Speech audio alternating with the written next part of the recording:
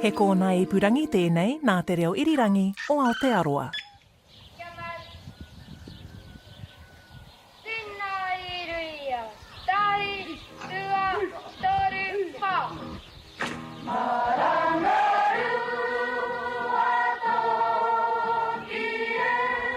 There was no other example of this. Rātoki was that, it was the beginning of it. I didn't know what it meant really at that time. And so it was a jump into the unknown, a leap of faith. It's not just a little river, it's becoming a waterfall. Kia ora, I'm Liz Garton, and this episode of Eyewitness is about a little primary school at the foothills of the Urewera Ranges in the Bay of Plenty. It's called Te Wharekura o Ruatoki. It was established in 1896, but its real claim to fame would come nearly a century later, when that little school in the heart of Tūhoe became an anchor for the Māori language, one that caught deep and held strong. Te reo Māori had gone from being spoken everywhere, even by many Pākehā settlers, to being drowned out by English. The language was becoming confined to Korowa, the older generations, and small rural pockets. By the 1970s, the first generation of Māori born after the urban migration began arriving at university. Their parents and grandparents had come to the city and abandoned their language, and now this generation was feeling the loss. They became the catalyst for change, and we began to see a concerted push to have more te reo everywhere, but especially in schools. In Ruatoki, the lobbying began to have the tamariki taught in their language. There were many, many huis, and there were many, many journeys to Wellington. This is Turuhira Hare on RNZ's Checkpoint program in 2018.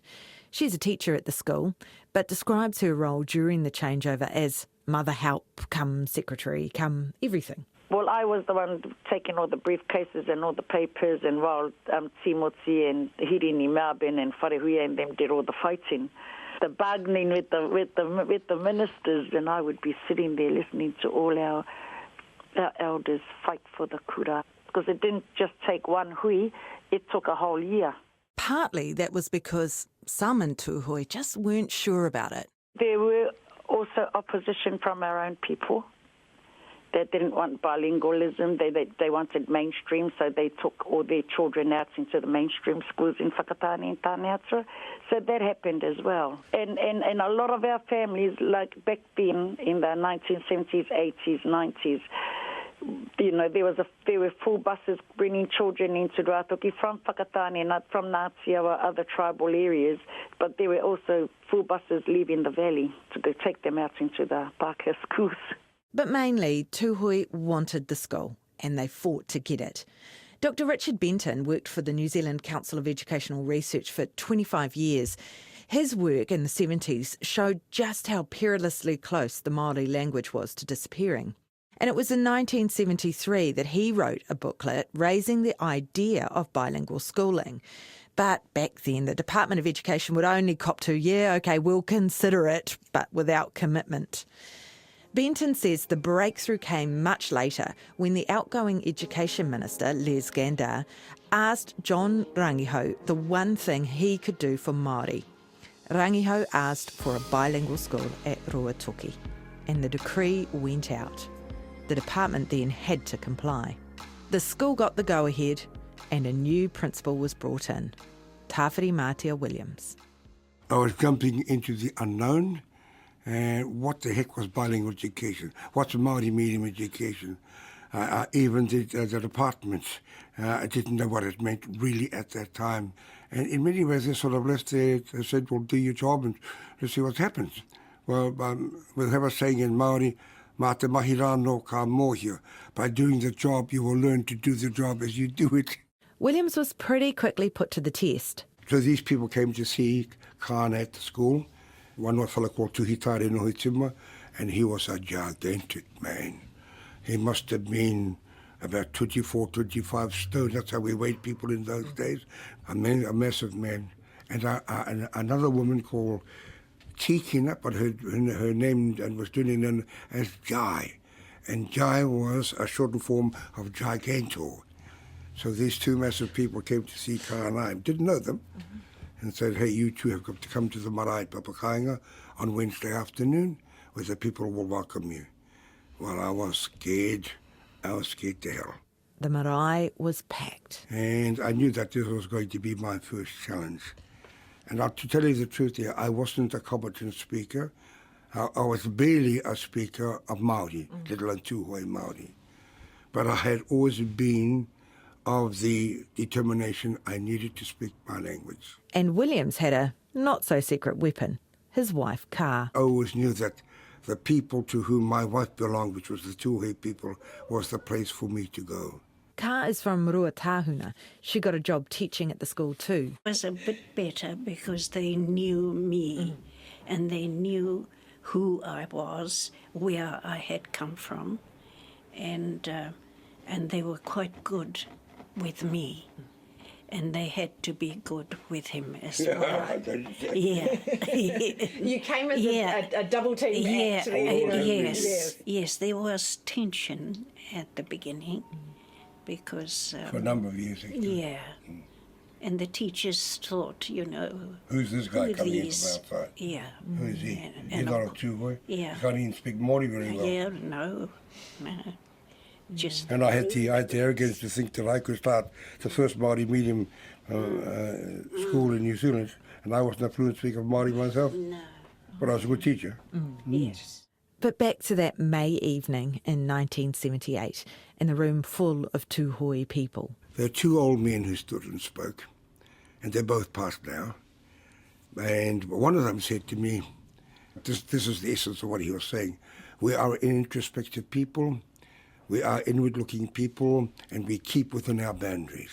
We keep within our hills, we keep within our forests, we keep within our valleys, we keep within our rivers and our streams and so on. But now, with this school being appointed as the pioneering school for bilingual Māori medium education in New Zealand, and you being appointed as the principal of the school, he said, Tūhoe now is no longer able to stay in the midst of Hinepu Kōhurangi.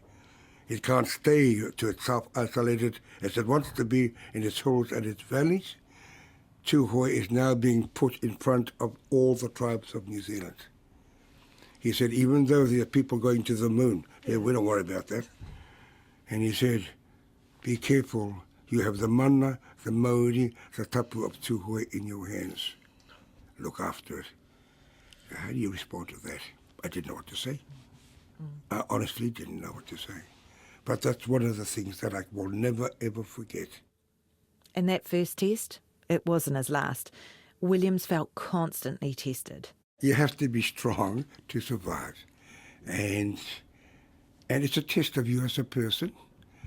It's a test of you and your belief in yourself as a person, and your own identity too, for that matter, and your own strength, your own tenacity, your own knowledge of what you want to do and where you're going.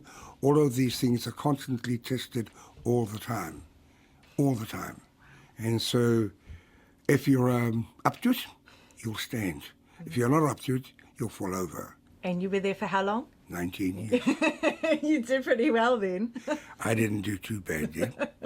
And I am forever grateful for spending those 19 years with those Tūhoe people. Back in 1978, Williams had a job to do and he got on with it.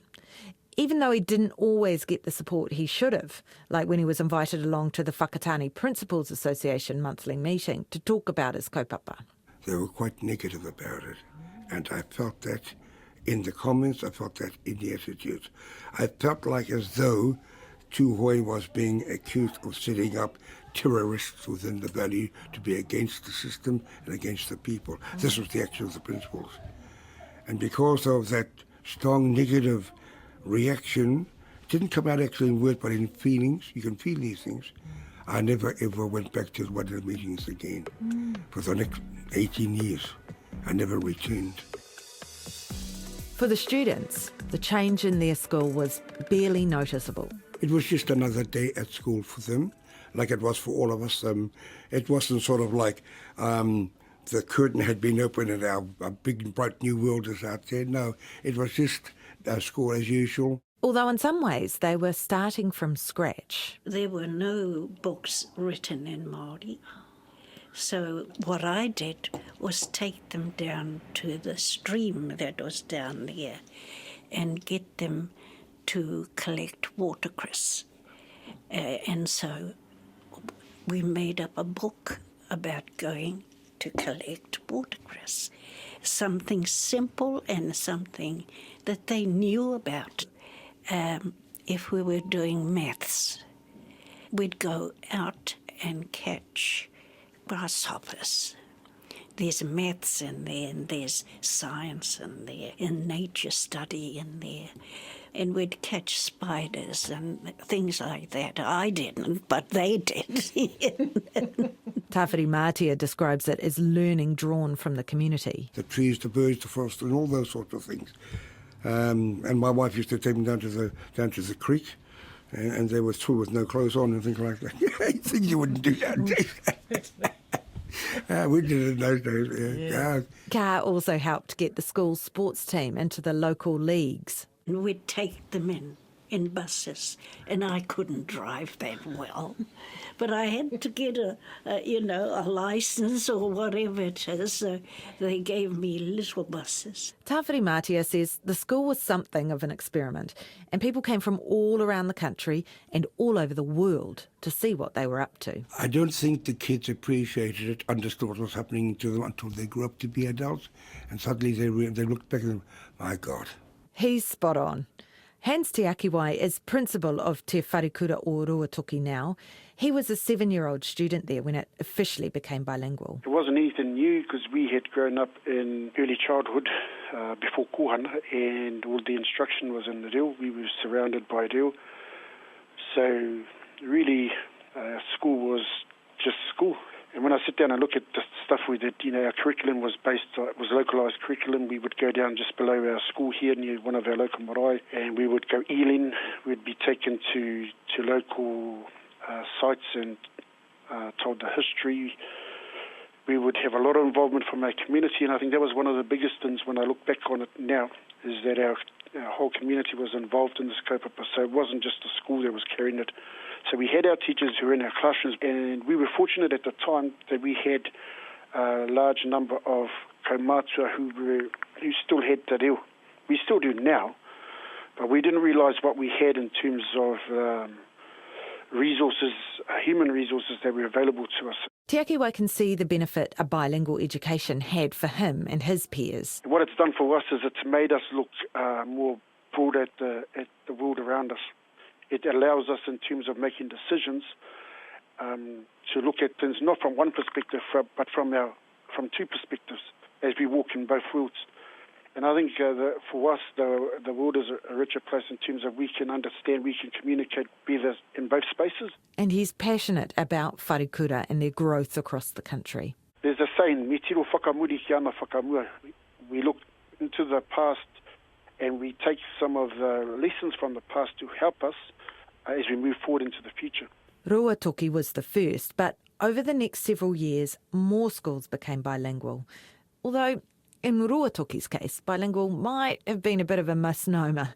Here's Tawhiri Mātia again. We started school in May, and we were teaching English Māori. I said, Ka, stop it.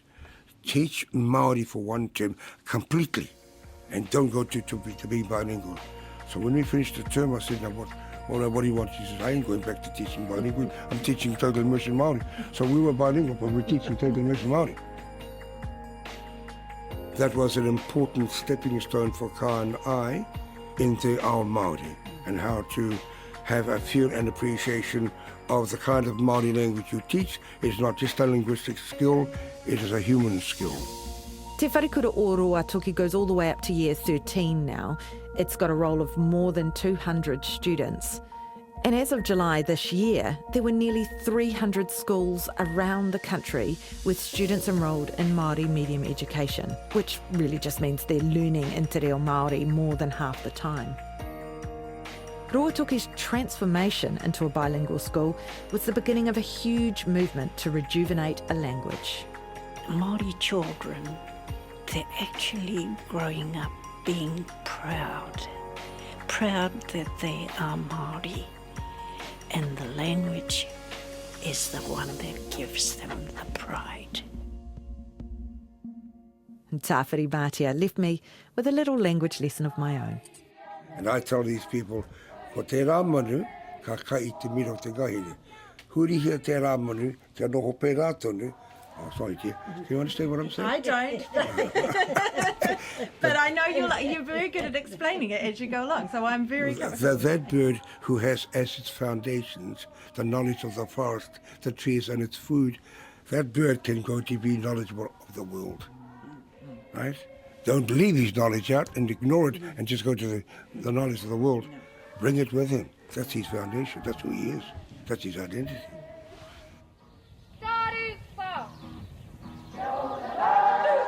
Thanks for listening to this episode of Eyewitness, produced by me, Liz Garton, and engineered by Rangi Poak. The waiata you heard through this episode is from Ngā Taonga Sound and Vision. It's a recording of Te Wharekura o Ruatoki students from the early 80s, and I think you could probably hear Car Williams in there as well.